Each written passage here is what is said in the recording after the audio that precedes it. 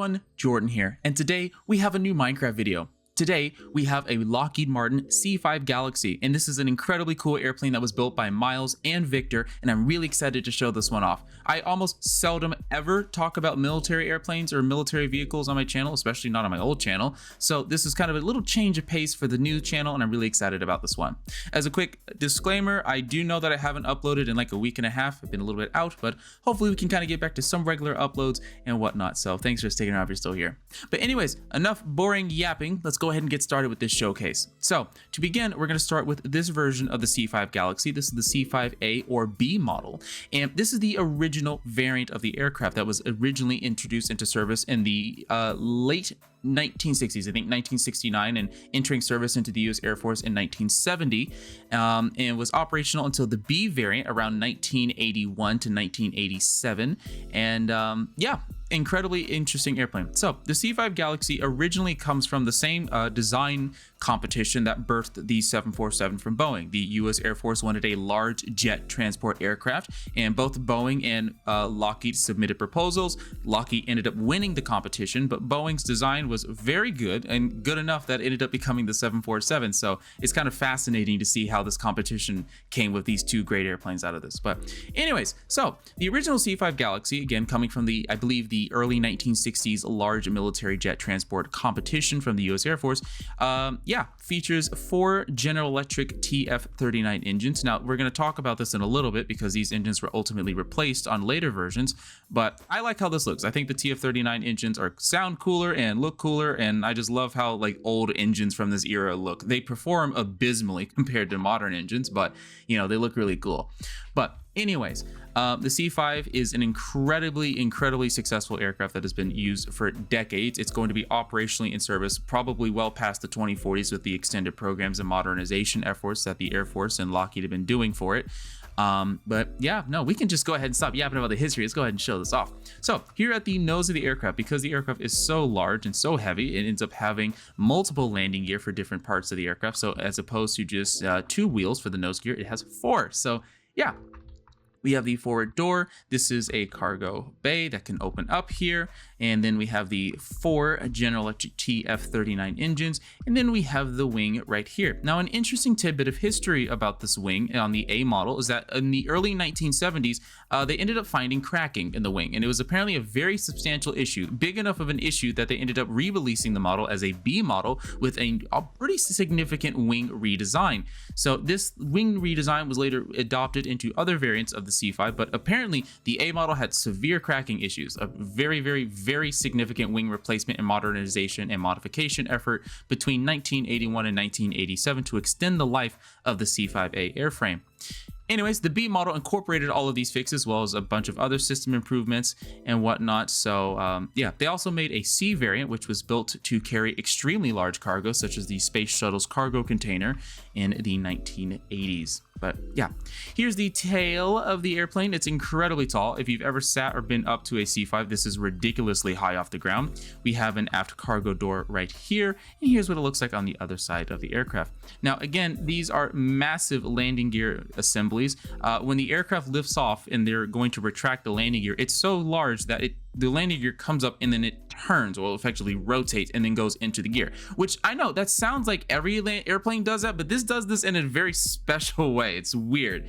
But no, especially when you have an aircraft of this size carrying these types of weights, you need to find a way to distribute that weight, which is why, just like the Boeing 747, they have multiple landing gears spread out across the aircraft as opposed to just concentrating all of that weight on a singular point or just a small landing gear assembly.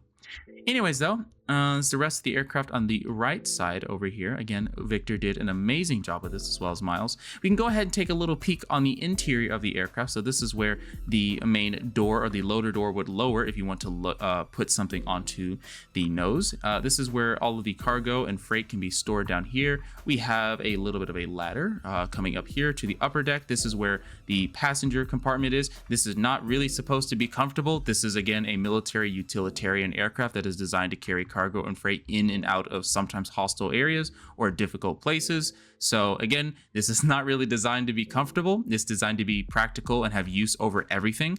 And it has done this. The C-5 Galaxy has been at practically every major military operation in modern U.S. history. It's been in the Vietnam War, Operation Desert Storm, the Yom Kippur War, Operation Enduring Freedom, and a bunch of other humanitarian efforts, whatnot. So the C-5 is used all the time for things like this, where you kind of really need to get in, carry a lot of cargo or freight, and get out, or instances like that where you need to kind of bring humanitarian relief. If there's any natural disasters or anything going on, you need to bring in as much supplies as possible. C-5 is the airplane for that. But anyways, enough yapping about the history. If we go back up here, this is the, if I can get into it, this is the flight deck, or the upper deck of the C-5. As you can see, it's huge. It's just a ton of space. The C-5 is a very big airplane. Oh, excuse me. It's a very large airplane that is a multi-crew aircraft, especially the original variants had a several person crew. So as you can see, this is where some of the pilots sit, and this is where some of the flight engineers sit. You know, you have other positions for logistics and whatnot. Victor's probably going to crucify me in the comments about this because I don't know all of the specific terms, but as you can know, these airplanes are supposed to be quite independent. They can be able to operate somewhat remotely. So again, you carry a very large crew to be able to handle that and whatnot. So yeah, very, very cool. Very cool. I think this is just an awesome view right there. There's several videos on YouTube of a C-5 and what it's like from this perspective. One of the coolest things you can see. Highly recommend checking it out after you see this video, but yeah. Anyways, we can move onwards to the more modern version of the C-5. This is the C-5M, and instead of the smaller General Electric TF39 engines, this uses the General Electric CF6 engines. These are the same engines on more modern versions of the 747 and on the Airbus A330 and 767, I believe, and other airplanes. So again, just a more modern engine, as you can see right here. And this is the C-5M variant. They just make a lot of improvements. I don't know if Victor's really shown this, but he actually has. Well, look at this. Look at him go. Yeah.